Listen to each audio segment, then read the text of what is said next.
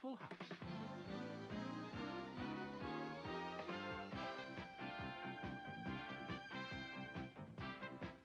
It's an angry world out there, isn't it? In a way, everyone's a lot closer thanks to social media and what have you. Some thought this a good thing. They didn't think it meant that people would essentially form gangs and shout and scream at each other for any little thing, did they? That every single thing that goes on could now be magnified by 1,000,000%? It doesn't take much. The slightest misstep could turn you into a serious pariah, cancelled for all eternity. It's like a jungle. Sometimes it makes me wonder how I keep from going under. It's times like these when I miss television. You know, television how it used to be, when it was basically the only thing to do. While you can now shout at your least favourite celebrities directly, it was kinda more therapeutic when there was a barrier between you and them. And in the days of TV, well, some things were designed to be shouted at.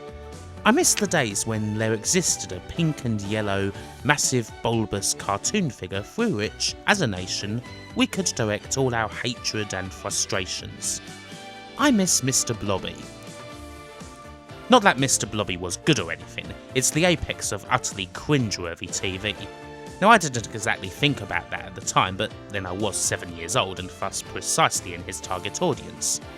And yet Mr Blobby wasn't a kids show stuck in a nice and cosy morning slot.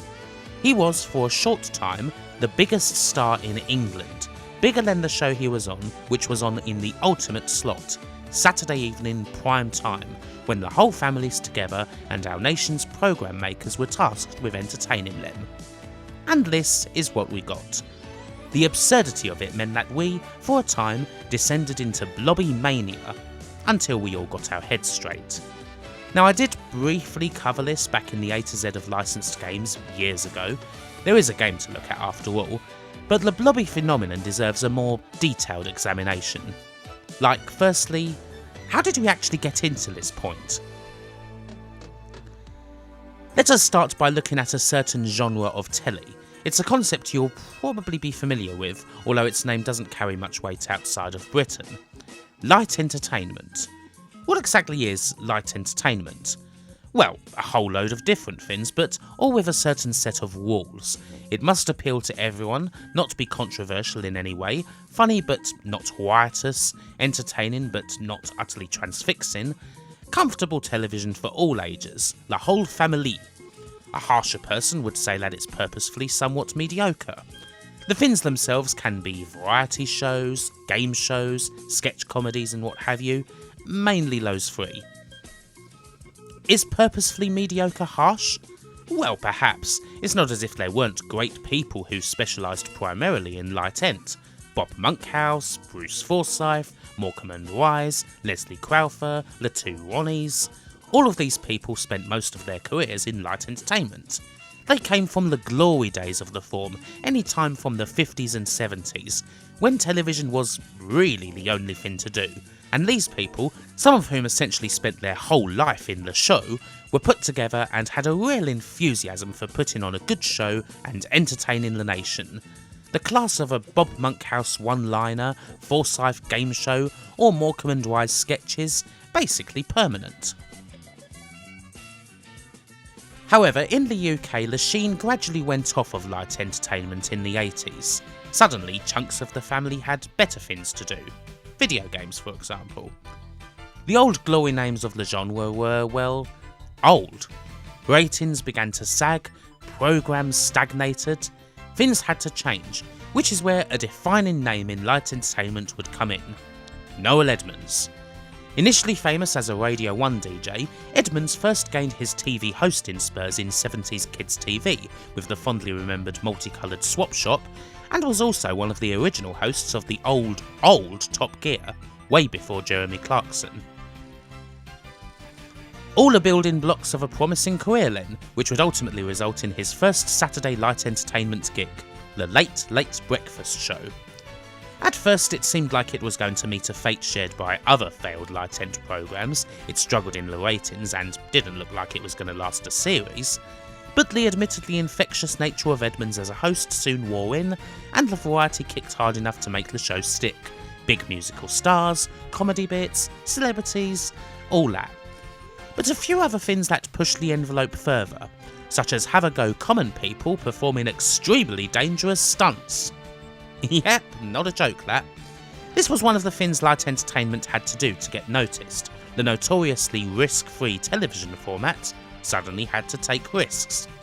And so the Late Breakfast Show introduced the Give It a Whirl segment, in which a member of the public phones in, a wheel is spun on a variety of dangerous stunts, and the person trains for a week in order to perform this stunt live on the show. Now, does this sound like a good idea to you? Really? Sometimes stunts went well, sometimes they didn't. Some stunts were deemed ridiculous and too dangerous, such as plucking a member of the public from an exploding chimney by a helicopter. Other stunts resulted in injury. In 1983, a stunt driver, Richard Smith, was heavily injured after attempting to leap 230 feet in a car. Another person, Barbara Sleeman, was fired out of a cannon and broke her shoulder. I think you know where this is going. In November 1986, a 25-year-old man named Michael Lush took the Give It a Whirl challenge. His stunt was something called Hannam High, a 120-foot bungee jump from an exploding box. Preparations for the stunt were not ideal. Apparently there was no actual trained stuntman on hand to really guide Michael through the process. The person who was there hadn't performed the stunt in question. There was no safety officer present, and no way for Michael to contact the team on the ground once he was in the box. In the morning rehearsal for the stunt, he waited 2 minutes before being told to take the leap, which he did. The carabiner clip holding him came loose, and he hit the ground. Michael Lush was killed instantly from multiple injuries.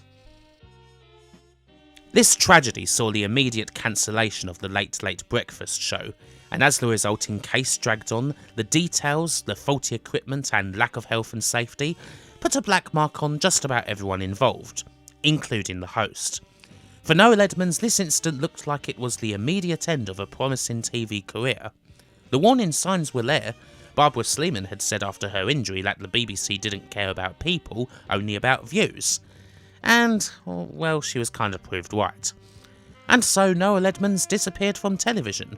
For a couple of years anyway. So we now fast forward to his triumphant return, and the character the nation loved to hate so much. After doing his time away and re-establishing himself with the Saturday Roadshow, on the 23rd of November 1991 the beast would truly be unleashed from a large house in the village of Crinkly Bottom. Noel Edmonds would, by force, take the throne as the king of Saturday evenings. His enemies could do naught to stop him, as he tore them all asunder in a volley of gunge. Every Saturday evening, a nation sat amazed at what they saw. Nowell's House Party. At its peak, the show could command as many as 15 million viewers, and one senior executive called it the most important show on the BBC.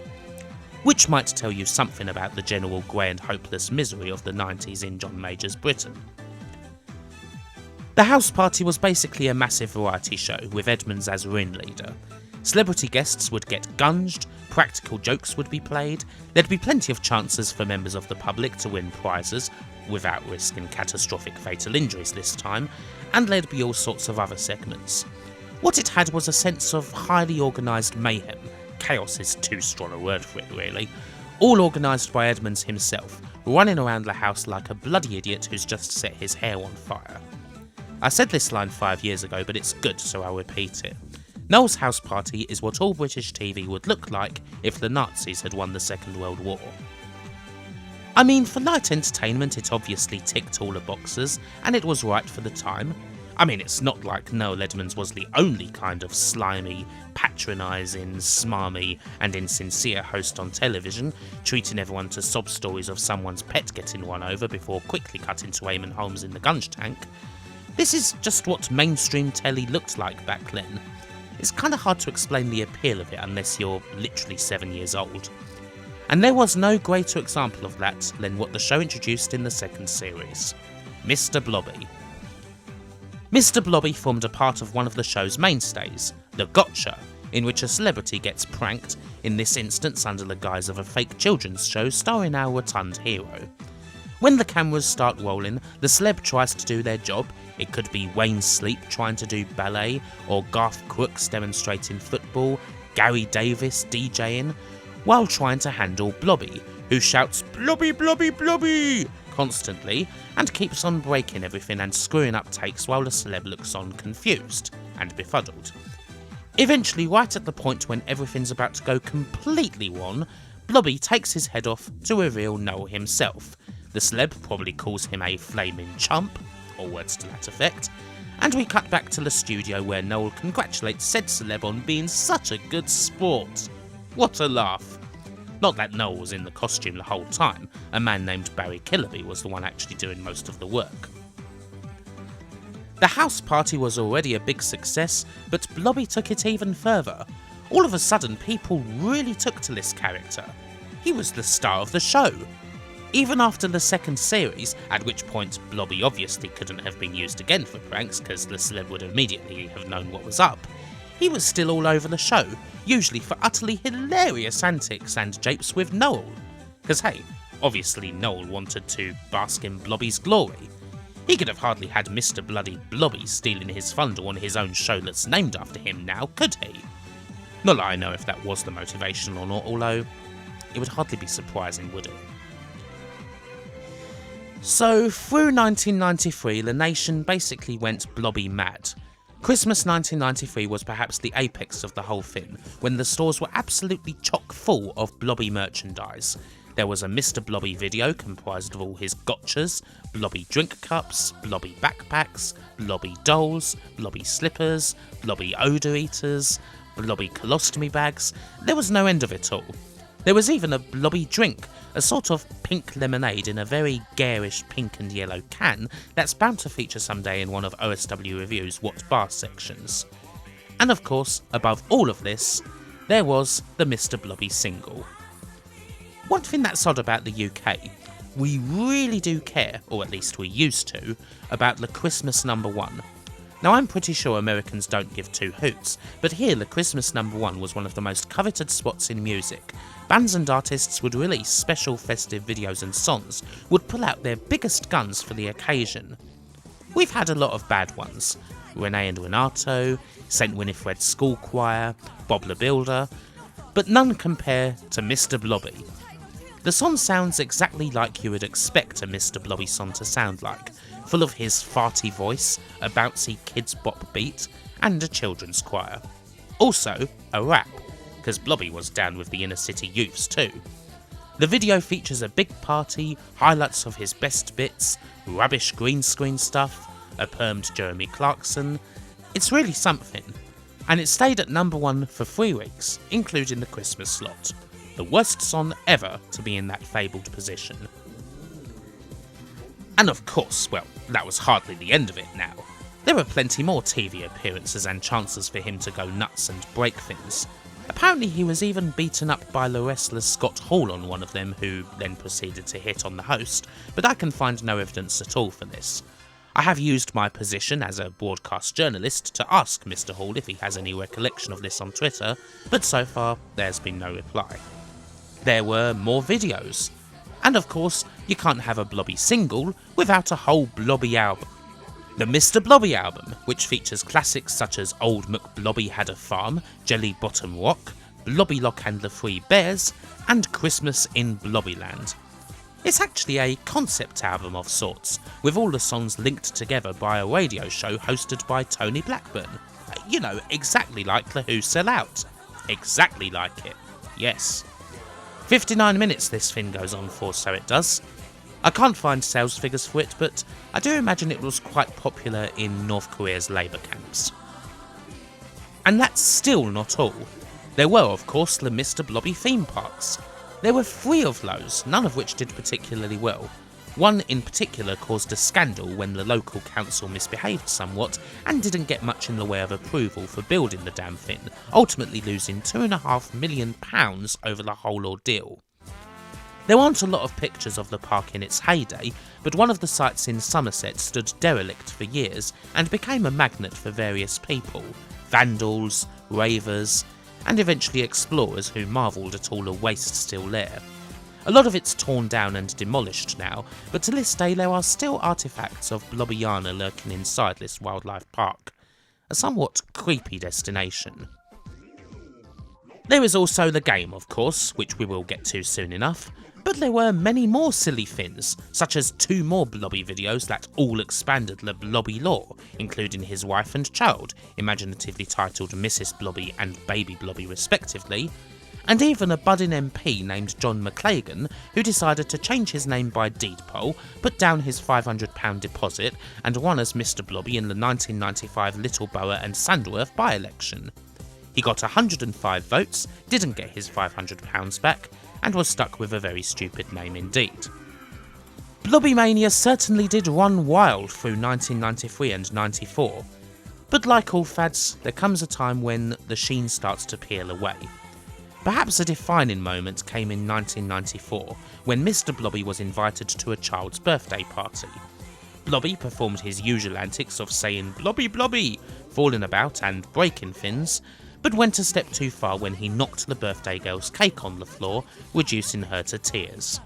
The girl's suitably aggrieved father proceeded to mount the stage and punch Mr Blobby in the face. Needless to say, the event made national news, and after this utter scandal, well, the mood started to turn. But before we really get into the fall of Mr Blobby, well, we have a game to cover. The Mr Blobby game came out for the Amiga and PC in late 1994, so quite late on. It was released by Millennium, who you may also know for games like the James Bond series. You can play at any time as either Mr Blobby, Mrs Blobby or Baby Blobby. You get 3 lives, 1 for each character, and 3 continues, and there are 60 levels. You beat them by colouring enough of the levels in, which you simply do by running over the ground. Kinda like City Connection, you know? Although it is exactly like a SNES game called Super Troll Islands, also by Millennium, a licensed game in and of itself based on the ever-popular big-haired troll dolls. It's the same game, although the camera is zoomed out a bit here. So here's the really shocking thing about Mr Blobby the Videogame. Believe it or not, it's far from the worst game I've ever played. In fact, it isn't half bad. It's hardly a classic or anything, but it's a simple, straight-up platformer. No real thrills, there's power-ups, irritating music. It's a distraction and no more, but it's not something that people really hate on. The game was coded by one man, Paul Carter, and it was his first job in the industry. In an interview for the Amigos podcast, he said that originally his job was simply to port Super Troll Islands over to the Amiga, but then the game was changed to Mr Blobby once Millennium snapped up that license. All told, it took around 9 months to develop. What else to say about the game? I mean, it is quite a simple affair. The controls are a bit wonky at times, but this is also true of the SNES game it originally came from. The jumps are incredibly high and everything feels like it's on ice, Mario-style inertia only even more exaggerated. The graphics are as garish and generally bad as you would expect, but then, quite honestly, what would you expect from a Mr Blobby game? It'd look a bit daft if it was all different shades of brown, wouldn't it? I mean, obviously it's tasteless, so is the character itself. Another odd thing about the game is that it does seem to be chucked together at random. There's no worlds or anything like that, although there are a few themes, so it almost feels like there should be. The difficulty level's a bit inconsistent too. Sometimes you'll be in a really hard level, and the next up will be a bunch of easy ones, and this kinda continues on right through the game. Easy, hard, hard, easy, hard, hard, easy, easy. It's a bit confusing. Anything else? Well, we do have a debug mode which allows you to ogle over some hex if you like. Other than that, it's a mediocre game in the end. A small, light affair, one that will probably bore you long before you get through all 60 levels of it, but it's fine enough for half an hour. The sort of thing that you play for a bit, probably until all the 3 blobbies are thoroughly dead for one continue, and then you'll shut it off. You've had your fill. But surprisingly, through that time, you won't hate it. This straightforward mediocrity, in the end, makes this game the best thing to come out of the entire Mr Blobby craze. Speaking of which, let's wrap it up. The middle of the 90s pretty much signalled the end of Mr Blobby, certainly as a popular figure. By 1995 there was an air of what on earth were we all on when it came to the whole palaver. Was it a collective second-hand high from the loved-up rave era, in which everyone's mind got so muddled that we welcomed a grotesque pink and yellow figure with open arms? Just what happened here? Now obviously there'd been people in the broadsheets who had stroked their chins, scoffed at Mr Blobby and treated it as the sad infertile squirts of a terminally ill island nation since the very beginning, but soon enough the whole country was joining them. Alas, it doesn't take much for a figure like Mr Blobby to soon become the most hated person in England. Soon enough the same could be said for Noel Edmonds too. As the 90s wore on, the house party gradually lost its appeal. I mean, let's face it, after you've seen one celebrity get luminous goo dropped all over them, you've kinda seen them all. Ratings for the show gradually declined to around 8 million or so, which, jeez, feels like a major freaking number now, but still it stayed on the schedule for what felt like an age. Finally, in 1999, someone finally decided to take the Alien show out back and put a bullet in its temple. Noel, showing off his subtle sense of humour, took to the stage after the news broke with a fake axe planted on his head and said, "We've been axed!" And so the doors closed once again on Crinkly Bottom, and with it Noel Edmonds' television career. And yet, he is some sort of renaissance man, coming back again in the mid-2000s with two big hits, Are You Smarter Than a 10-Year-Old? And, even bigger than that, Deal or No Deal, the completely random open-the-box game which was, to be honest, entirely carried by Noel's over-the-top, almost cult leader-like personality. Which is kind of apt, as he does have a certain interest in new agey, weird things. You know, The Secret and all that kind of stuff. One also can't forget the Sky show Noel's HQ from this comeback, almost house party-esque with a load of random things put together, but also with a lot of Noel Edmonds putting the world to rights in a very Daily Express type of way and having a go at feckless council individuals. It's said to be the closest that television has ever come to recreating the Howard Beale show from the classic 70s film Network. Sometimes he's up and sometimes he's down, but just when you least expect it he appears, as if nothing has changed. Mr Blobby in the end staged something of a comeback as well. He frequently appears as an ironic figure on comedy shows. Harry Hills used him tons, 90s nostalgia quiz shows use him loads. He's always good for a laugh as everyone goes, "Hey, remember Mr Blobby? What the blobby hell was that all about, eh?" But he's not quite dead yet. Indeed, as recently as a couple of months ago, Noel Edmonds himself spoke earnestly about pitching a return for his house party with Mr Blobby in tow, and he was dead serious about it. The idea seems completely ridiculous, but quite frankly, in a world with Noel Edmonds in it, anything, and I do mean anything, is possible. Bye for now.